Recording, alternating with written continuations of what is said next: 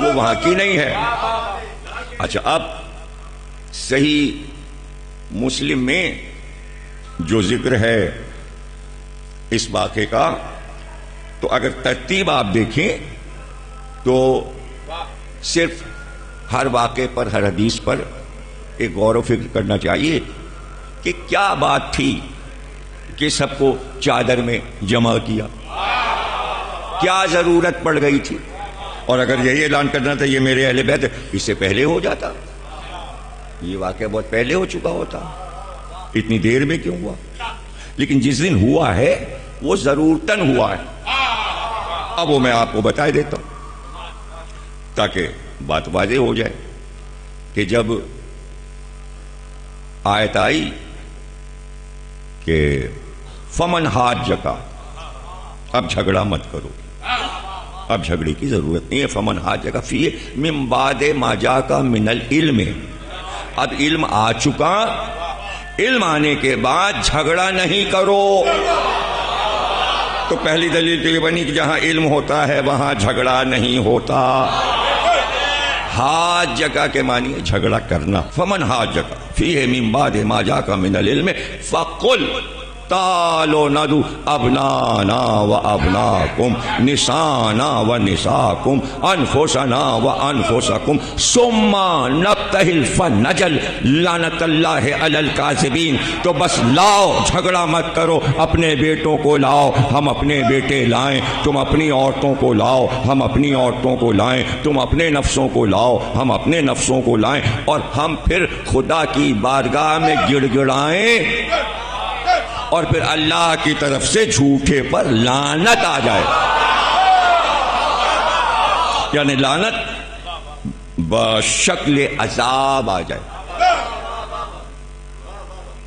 تو اب یہ آیت آئی. یہ آیت کیوں آئی؟ یہ آیت اس لیے آئی کہ نجران کے عیسائی آئے ہوئے تھے مدینے، اور وہ کہہ رہے تھے کہ رسول اللہ کے سامنے بیٹھ کے کہہ رہے تھے کہ عیسیٰ خدا کے بیٹے، مریم روح القدس یعنی جبریل اور عیسیٰ یہ تین ملتے ہیں تو خدا بنتا ہے. تو رسول اللہ نے کہا نہیں، ایسا تو نہیں، عیسیٰ خدا کے بیٹے نہیں. انہوں نے کہا ہے. تو سورہ آل عمران کی آیتیں ہیں یہ جو پہلے پڑھی، وہ بھی سورہ آل عمران میں، اور یہ بھی اللہ نے کہا کہ ان سے کہو، پوچھو ان عیسائیوں سے کہ کیوں عیسیٰ خدا کے بیٹے کیوں؟ عیسائیوں نے کہا اس لیے کہ باپ نہیں. پھر آیت آئی جبریل لے کے آئے، ان سے کہو کہ اگر باپ نہ ہو تو وہ خدا کا بیٹا ہوتا ہے. تو آدم کے تو نہ باپ نہ ماں، تو وہ تو پہلے اللہ کے بیٹے ہوئے. وہ پھر بھی نہیں مانے.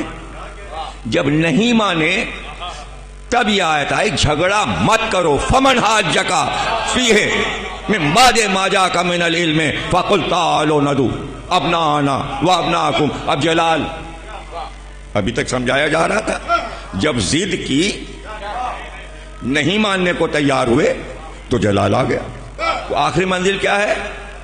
آخری منزل ہے مباہلہ، یعنی اللہ پہ چھوڑ دو، جو جھوٹا ہو اس پر لعنت آئے. یہ دین کا ایک طریقہ ہے کہ پہلے سمجھایا جائے، بات نہ مانے تو پھر تلوار نہیں بلکہ اللہ کی بارگاہ میں دعا مانگو کہ کون حق پر ہے، کون حق پر ہے. تو لاؤ بیٹوں کو لاؤ. اب اللہ کہہ رہا ہے، اللہ کہہ رہا ہے کہ ہم اپنے بیٹوں کو لاتے ہیں، تم اپنے بیٹے لاؤ. اگر سچے ہو اپنی عورتیں لاؤ، ہم اپنی عورتیں لاتے ہیں.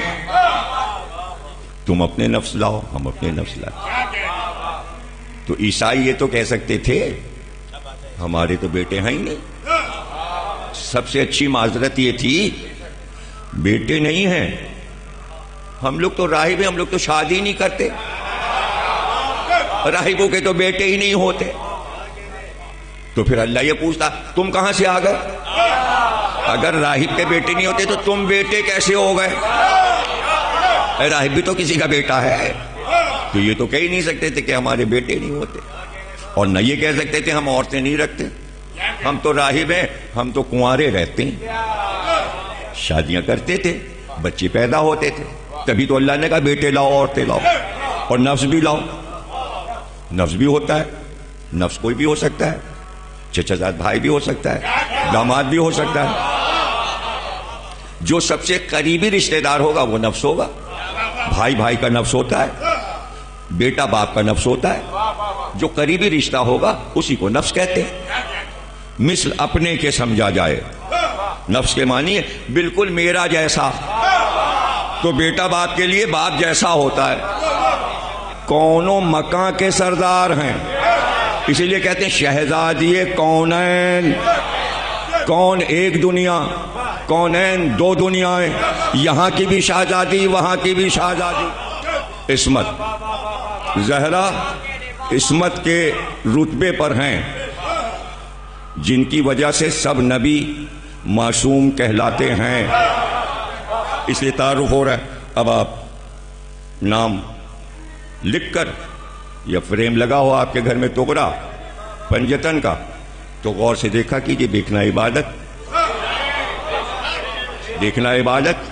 اور یوں دیکھیے محمد 4 حروف, میم ہے میم دال, 4 حروف, 3 حروف, 4 اور 3 7, حسن میں 3 حسین میں 4, 3 اور 4 7, 7 ادھر 7 ادھر.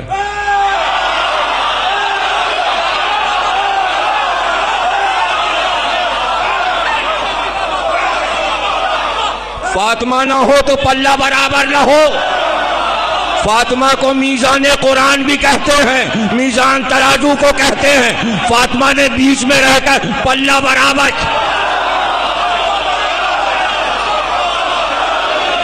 پھر دیکھیے, پھر دیکھنا عبادت. محمد میں 4, علی میں 3, 4 اور 3 7, حسن میں 3 حروف, حسین میں 4, 3 اور 4 7, ادھر بھی 7, ادھر بھی 7, ادھر کے 7, ادھر کے 7, 7 اور 7 14,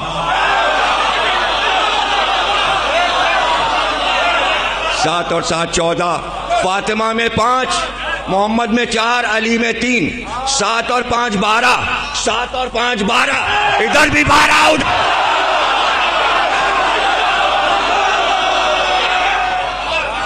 دیکھیے اب وہ میرا ساتھ دے جو میتھمیٹکس میں بڑا کامل ہو. یہ تو آسان آسان سوالات تھے جو جلدی سے حل ہو گئے. اب مشکل. بسم اللہ الرحمن الرحیم. بے, سین, میم, الف, لام, لام, ہے, الف, لام, رے, ہے, رحمان, رحیم, رے, ہے, یہ, میم. یہ ہوئے 19. پھر سے گن لیجئے گا. بسم اللہ الرحمن الرحیم. حروف ہیں 19, بے سے لے کے رحمان رحیم تک 19 حروف. اب یہاں سے گنی 4 3 7, 7 اور 7 14, 14 اور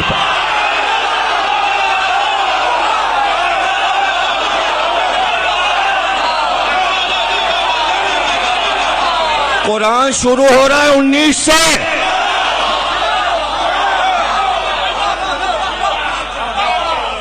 اب اس سے بڑا مسئلہ جو ہے وہ تو پھر بغیر کمپیوٹر کے نہیں حل ہوگا,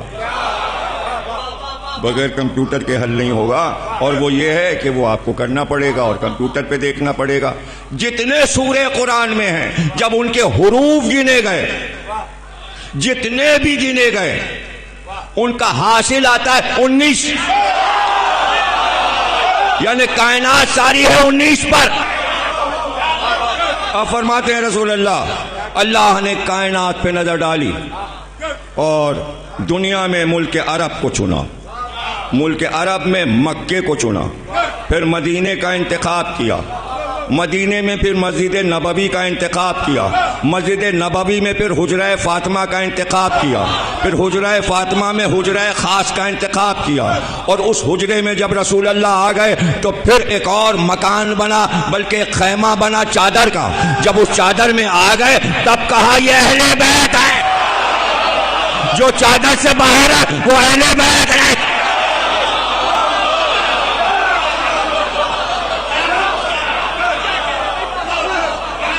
اور پھر یہ بھی کہہ دیا بالوہا و بنوہا، بیٹے بنوہا اتنی جمع کہ جتنے بھی بیٹے آ جائیں۔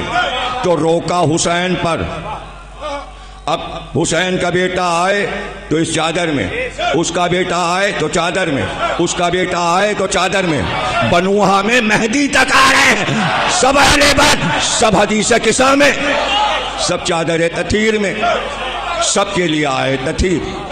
اور مرکز کون؟ جناب سیدہ، مرکز جناب سیدہ۔ اب بات چلی وہاں سے، رسول اللہ آئے تھے، آئے مباہلہ اتری تھی، سورہ آل عمران میں تھی، بیٹوں کو لے جاؤ، عورتوں کو لے جاؤ، نفس کو لے جاؤ۔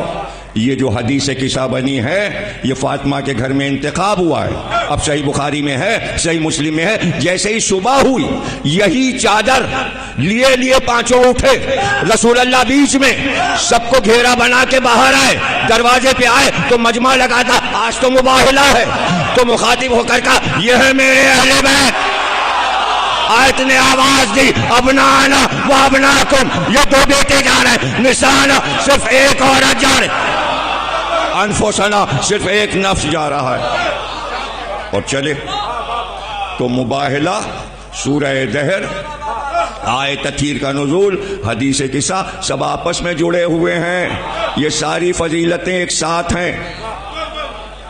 تو وہ جو حکم تھا وہ کامل ہو گیا، وہ مسئلہ حل ہو گیا۔ کتنے بیٹے، کتنی عورتیں، نسانا، لیکن نساکم اب کیسے معنی سمجھتے؟ نسانا اس عورت کو کہتے ہیں عرب میں، نسانا وہ عورت ہے جو ایک ہی وقت میں کسی کی بیٹی ہو، کسی کی بیوی ہو، کسی کی ماں ہو۔ سیدہ مدینے میں واحد تھی جو نبی کی بیٹی تھی، علی کی زوجہ تھی، حسن حسین کی ماں تھی۔ بیویاں اس لیے نہیں جا سکتی کہ بیٹی ہے، بیوی ہے، ماں کسی کے